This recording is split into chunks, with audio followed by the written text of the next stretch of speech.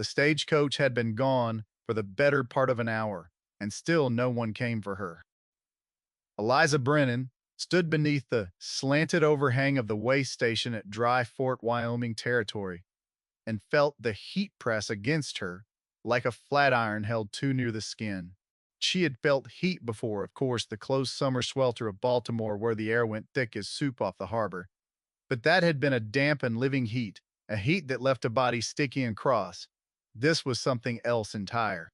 This was a dry, ravenous heat that seemed to want the very moisture out of her, that pulled at her lips and the rims of her eyes, and left her feeling like a leaf pressed flat in a book.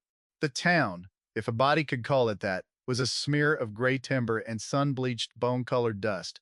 A single rutted street where the wind walked back and forth, dragging grit against her ankles. She had read about the West in the parlor of her dead husband's house in Baltimore, in books with gilt edges and lying illustrations, books that spoke of noble savages and golden vistas and brave men in clean white shirts. None of those pages had carried the smell of it, the sour reek of horse sweat and old whiskey leaking out of the saloon. 2 doors down, the dry mineral stink of dust that coated the back of her throat and would not be swallowed away no matter how she worked at it. There was another smell beneath those fainter and harder to name, a smell of scorched earth and distance, the smell of a place that had never been gentled by anyone and never meant to be. The sun hung overhead like a coin, pressed white hot, and it seemed intent on scorching the very hope out of the air she breathed. A pair of buzzards turned slow circles far above the street, patient as undertakers, riding the heat shimmer with hardly a stroke of their wings. She had come 2,000 miles to a place that did not want her, and she knew it within the first 10 minutes of standing in its street. Knew it the way an animal knows it has wandered onto ground that belongs to something larger and hungrier than itself. It was a knowing that settled into her bones rather than her mind, a cold certain weight beneath the heat, and she sat very still beneath it and waited, because waiting was a thing she had become uncommonly good at over the long years. Her traveling dress, dove gray with mother-of-pearl buttons up the throat, had been the finest thing in her trunk and was now a betrayal. The wool drank the heat and held it against her ribs, and the fitted bodice, cut for an Eastern drawing room and laced for the cool shade of a veranda, left her gasping in the thin furnace air that scraped at her lungs like something with teeth. Sweat gathered at the small of her back and ran down between her shoulder blades in slow, maddening trickles, and she could do nothing about it but sit very straight and pretend it was not happening, the way she had spent the better part of 15 years pretending things were not happening. Men passed and looked at her the way they might look at a piano hauled out into the middle of a cattle pen, curious, faintly amused, certain she did not belong and would not last out the season. One of them spat into the dust near her hem and grinned with a mouthful of brown teeth, and she did not so much as glance at him, though her heart knocked once, hard, against her rib. She kept her chin level and her hands folded over the carpetbag in her lap, because a woman alone could not afford to look afraid, and she had learned long ago, in the cold halls of her marriage, that the appearance of calm was a kind of armor a body could wear when it had no other. Inside that calm, she catalogued everything, the way she always had, the way a mind learns to do. When it has lived under threat too long to remember peace, the 3 horses tied at the rail, and which of them favored a leg, the man cleaning his rifle on the porch of the mercantile, and the practiced way his eyes swept the street and never settled. The distance from where she sat to the nearest door she might reach, if reaching one became necessary, the angle of the afternoon sun, and how long before it dropped behind the false fronts and left the street to whatever crawled out at dusk. Observation was the only weapon they had not taken from her when they sold her future to a stranger to settle a debt that was never hers, a debt run up by a husband she had not loved and did not mourn, paid off at last with her own living body as the final coin. She had stood in a lawyer's office in Baltimore, with the dust of his grave still on her boots, and listened to men decide her like a parcel of land. The letter folded in her sleeve named a man called Jonah Reed, a rancher, and said in a clerk's tidy hand that he would meet the noon coach. The noon coach had come and gone, shuddering off in its own dust cloud. The sun moved an inch, then another. But he did not come, and with each passing minute, the doubt in her belly grew colder and harder until she began to wonder if she had been sold to no one at all, left like baggage on a platform no train would ever stop at, again a thing paid for and then forgotten before the ink was dry. When he finally appeared, he came not by buggy, but on horseback, and she knew him before he spoke, because the whole street seemed to quiet a half-tone, the way a room shifts when something dangerous walks, in soft and easy. The brown-toothed man drifted back toward the saloon without seeming to hurry and without seeming to dawdle. The rifle cleaner set down his cloth and watched the rider come, the way men watch weather. Jonah Reed was a tall man, gaunt, lean as rawhide, with a face the sun had worked into hard plains and deep-weathered furrows, and a dark beard threaded gray at the jaw like frost, come early to a black field. His clothes were the color of the land itself, brown duster gone pale at the shoulders where 10,000 suns had bleached it, a hat sweated through at the band and shaped by years of weather rather than any notion of fashion. He sat the horse the way other men sat in a favorite chair, without thought, without effort, every motion, economical and unhurried, as though he and the animal beneath him had long ago come to an understanding that needed no words between them. His eyes were gray as gunmetal, and they found her and held, and there was no welcome in them, none at all, only a long, careful weighing, as though she were a sum he was being asked to pay and had not rightly agreed to. He took her measure the way she had taken the measure of the street, slow and thorough and giving nothing back, and she felt herself counted and found uncertain, found wanting, in the very ways she had feared she would be. She saw him take in the fine wool dress and the soft hands and the city pallor, and she saw the conclusion settle over his face like a shadow. He swung down in one fluid motion, and the spurs did not jingle the way the lying books had promised spurs would jingle. He wore none, for a man who truly worked horses had no use for them, and that one small absence told her the books had lied about a great deal more besides. He stood before her and removed his hat, slow, and that small courtesy seemed to cost him something real. Dragged up from a deep place gone rusty and stiff with long disuse, like a hinge that had not been worked in years and complained at the working. "You'd be the woman," he said. It was not a question, and his voice came out low and graveled, scoured by silence and dust, the voice of a man who went days, perhaps weeks, without using it, who spoke to horses and cattle and the wind, and seldom to anything that could answer him back. She rose from the bench, and the stiffness in her legs near betrayed her, for she had sat too long in the heat, and her knees had locked up beneath the heavy skirt. But she stood, and she stood straight, and she said that she was Eliza Brennan, and that she had been told a buggy would carry her to the homestead. He looked past her at the empty rail where no buggy stood, then back at her face, and something tightened at the corner of his mouth that was not quite shame and was not quite apology, but lived somewhere between the two. "No buggy," he said. "Wagon threw a wheel last week, and the wheelwright's drunk till Tuesday, and Tuesday's a hopeful guess at that. It's 11 miles out to the place. You ride or you wait, and waiting in this town's no good for a woman alone, not overnight, not in a town like this one." He let that sit between them, hard and plain, with no softening, and she understood he was not trying to frighten her, but only telling her the shape of the thing as it was, the way a man tells you which way the river runs. She looked at the second horse he had led behind his own, on a lead rope, a rangy bay mare with a patient eye and a white star fading on her forehead, a gentle-looking animal that stood hip-shot and dozing in the heat. And she felt the men along the street settling in to watch whether the Eastern woman in her fine gray dress would weep or rail or faint dead away in the dust, for them to laugh about all winter. Any of those would have confirmed forever what they already believed about her. Kind would have given them a story to tell over their whiskey, and she could feel the weight of their watching like a hand laid flat against her spine. So she did none of them. She thought of every parlor where she had been made small, every room where her opinion had been a thing to be endured, and she let none of it show. She asked only, in a steady voice, whether the mare was gentle, and when he said she was gentle as morning, Eliza picked up her carpet bag, gathered the wretched gray skirt in one fist, set her jaw, and said she would ride. And said, something flickered behind his eyes. Then not warmth, not yet, nothing so soft as that, but the first reluctant flicker of a man who had counted his sum wrong and was being made to do the arithmetic over again from the top, and did not altogether mind the doing of it.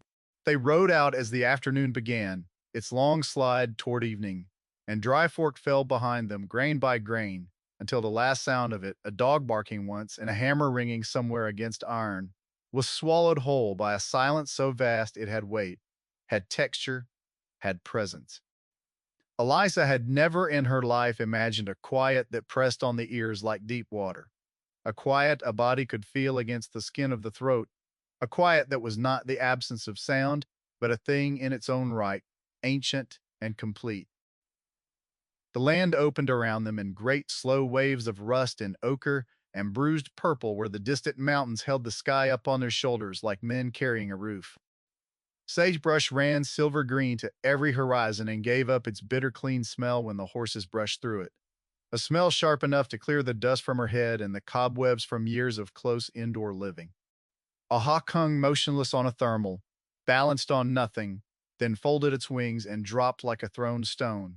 And somewhere far off in the grass something small died without a sound, and the hawk rose again, with the doing of it carried in its talons, unbothered, unhurried, going about its work as the world went about its own.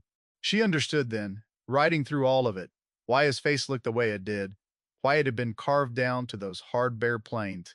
A land like this did not soften a man. It pared him down to the essential bone and burned away everything in him that could not survive the burning. The way a hard winter culls a herd down to what is truly meant to live. She felt it begin to do the same to her as she rode, felt the parlor-bred softness peeling off in the dry heat like old paint off weathered wood, and she was surprised, deeply surprised, to find that she did not entirely mourn its leaving, that some buried part of her had been waiting a long while to be pared down to whatever was left when the false things burned away. He rode a length and a half ahead of her, and never once looked back over his shoulder, but she came to understand, mile by patient mile, that he was always listening to her, listening to the rhythm of the mare's hooves behind him, to whether her breath caught or evened, to whether she swayed in the saddle or held her seat or fell.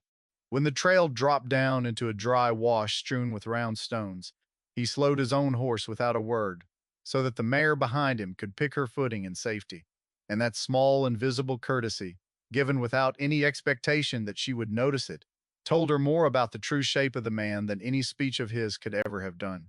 Near sundown, he stopped where a thin thread of spring water leaked from a shelf of red rock into a stone basin, worn smooth and round by 1,000 years of thirsty animals coming to drink. He dismounted, loosened his horse's girth a notch, filled a battered tin cup from the seep, and held it up to her without quite meeting her eyes. "Drink slow," he said. "You'll cramp otherwise, hot as you are." The water was cold enough to ache in the teeth, and tasted of iron and stone and the deep, cool dark it had come up out of, and it was, she thought as she drank, the finest thing she had drunk in the whole of her life, finer than any wine her husband had poured for his Baltimore guests in crystal that cost more than this man likely saw in a year. He watched the far horizon while she drank, his rifle resting easy across his thighs, his eyes moving without seeming to move, reading the country the way she read a room, marking every fold and shadow of it. When she handed the cup back, their fingers did not touch, because he was careful, deliberate, and quiet about it, that they should not, drawing the cup from her hand by its rim with a kind of grave delicacy. He filled it again and drank himself, and then he spoke abruptly, as though the words had been working their way up out of him for the better part of an hour, and would not be held down any longer. "It's a hard country," he said. "I won't pretend it ain't, and I'll tell you something else plain. Since we got a long way still to go, and I'd not have it standing between us, a man rode off your passage like a head of stock, sold you on like a yearling steer, and I let him do it. I paid the money.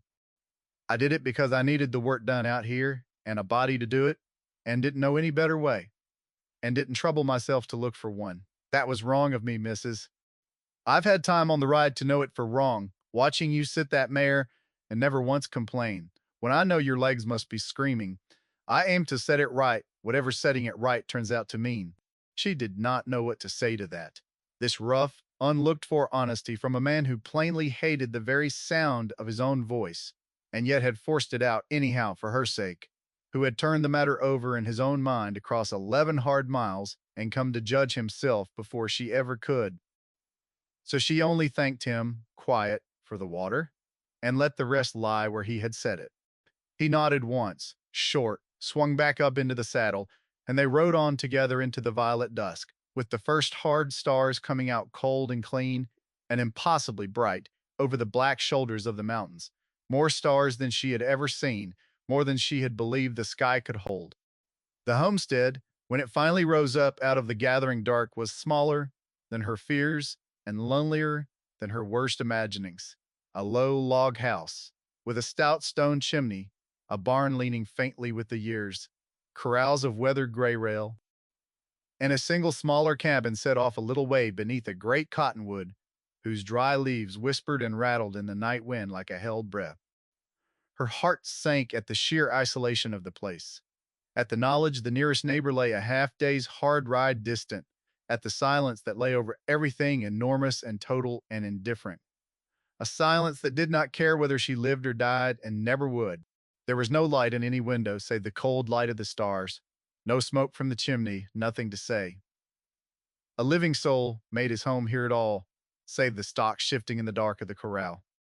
He led her not to the main house, as she had braced herself for having spent the last dark mile, steeling her belly against whatever a bought woman might be expected to give in the house of the man who bought her, but across the dark yard to the little cabin, and there he did the thing she would turn over and over in her mind for many nights after, the thing that began without her knowing it, then to undo the hard knot of dread she had carried 2,000 miles. He pushed open the door, struck a match, lit the lamp on the table, and showed her that the fire in the small stone hearth was already laid, and catching that bread and salt pork and a jar of stewed apples waited, covered on the scrubbed table, that the narrow bed was made up neat with clean wool blankets folded back as though for an honored guest.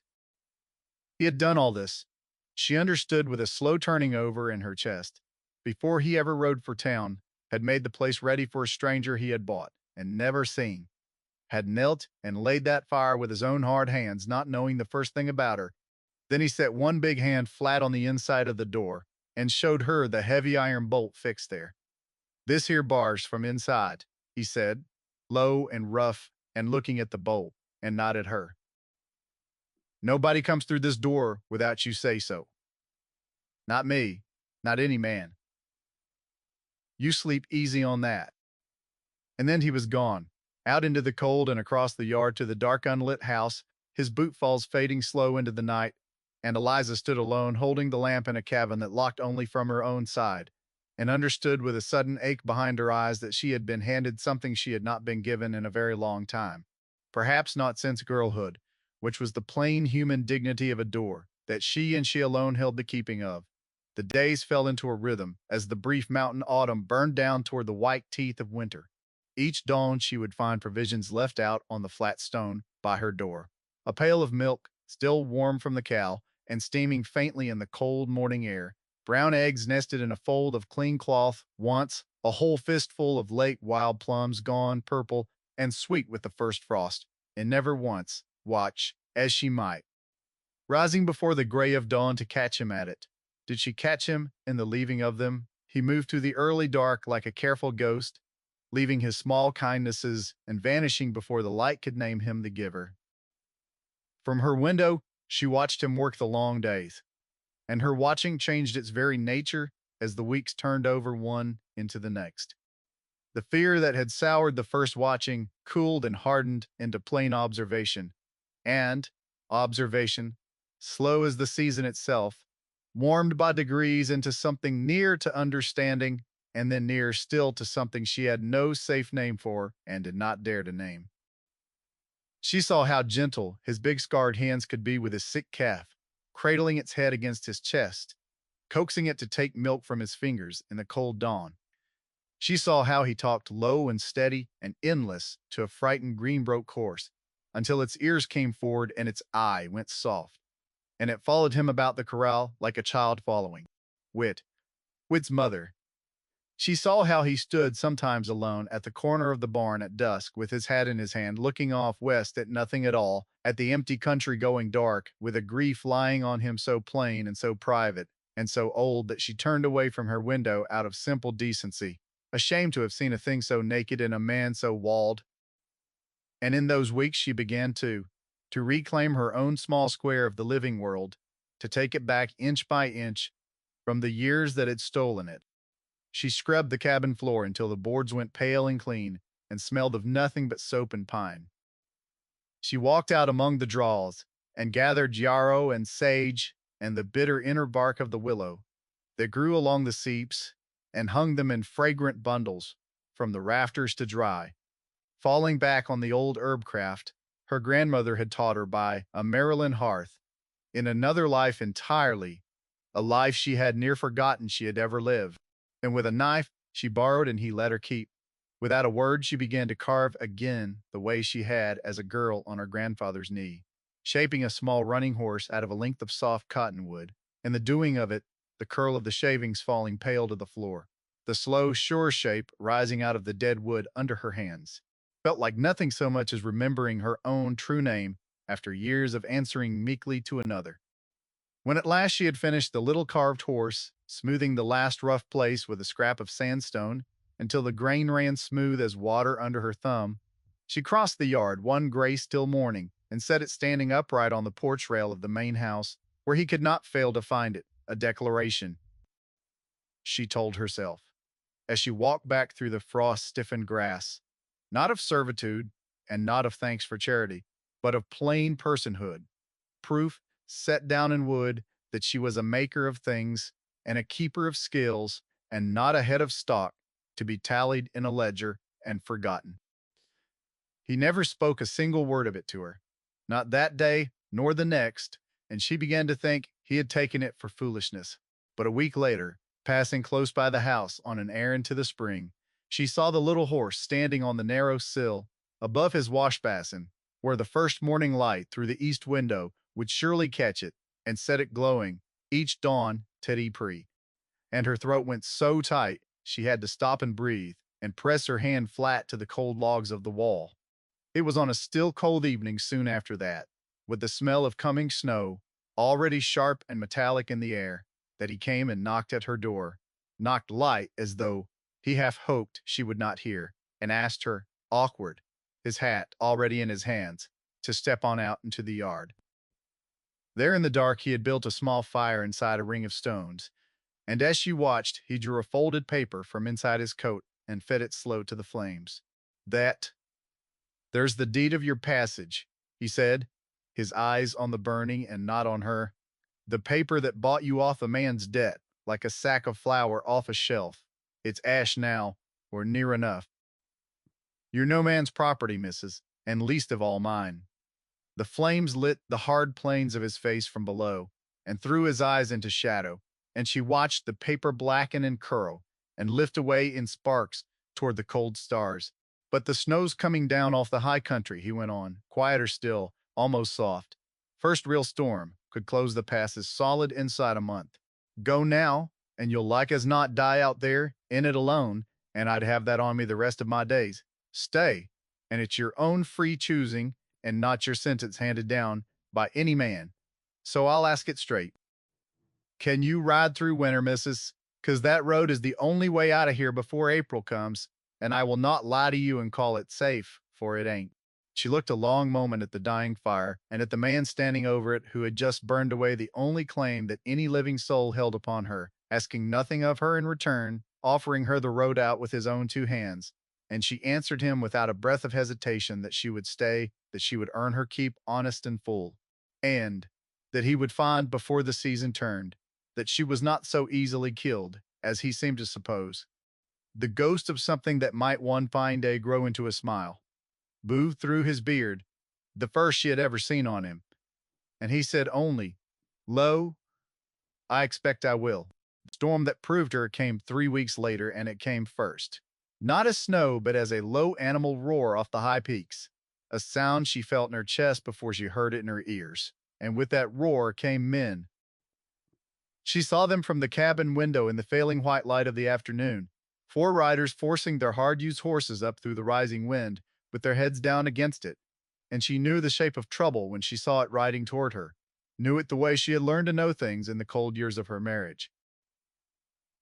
When she had learned to read a man's intent in the set of his shoulders, from clear across a room, and they were the dead husband's creditors, or men hired and sent by them, come at last to collect the woman the burned deed had promised, and to find, no doubt, that she was no longer to be had for the having. She did not wait to be told what she ought to do, did not wait to be saved, or sheltered, or instructed. She wrapped her shawl tight and crossed the yard to the main house through snow already risen to her shins, the wind tearing at her skirts and stinging her face raw. And Jonah met her at the door with his rifle in his hands and a hard, fast question in his gray eyes. And she said only, quick and flat, that there were 4 of them and they were armed, and that the lead man favored his left hand on the reins, which meant he would be slow and clumsy, drawing a pistol across his own body. He stared at her a long beat, this Eastern widow, in her ruined gray dress, with snow melting in her hair, and her voice steady as a stone, reciting to him a fighting man's cold accounting, like she did it every day of her life. And then he said nothing at all, but only put a heavy pistol into her hand, because the time for words and questions had run clean out, and he was a man who knew the difference. They moved through that dark house together like 2 halves of one creature, long accustomed to itself, falling into place, without a word, without a wasted motion. When a man kicked in the rear door, she was already standing there waiting in the black with the pistol level and steady, and she did not flinch, and she did not miss, for she had never told Jonah that her first husband, the one she had truly loved and lost young, had been a shooting man who taught her the craft on long, slow Sundays in the Maryland wood, the smell of black powder and autumn leaves all mixed together in her memory, nor that she had buried that hard skill in the ground with him out of grief, and never thought to lift it out again. But it rose in her now, of its own accord, cold and sure and unforgotten, her hands remembering what her heart had tried to put away. They fought back to back through the howling dark, the blizzard screaming against the chinked logs like a great hungry wolf trying to get in at them. And when it was finally over and the 2 surviving men had broken and fled limping into the white teeth of the storm, Jonah looked at her across the drifting powder smoke with an admiration in his eyes too deep and too startled for any speech to hold. Later, in the firelit hush of the warm room, with the wind walling, the 2 of them safe into that one bright square of light, he told her at last, haltingly, the words coming slow and broken like water through ice, about the wife and the small child the fever had taken from him, 8 winters gone, the buried reason. He had walled himself in silence and turned his face from the company of the living. And she, in her turn, told him of her own buried dead and the losses she had carried 2,000 miles, and the 2 of them sat together in the orange light and let their long-built walls come down stone by quiet stone. When the spring at last came thawing through and the high passes opened clear, she did not ride out through them. She stayed.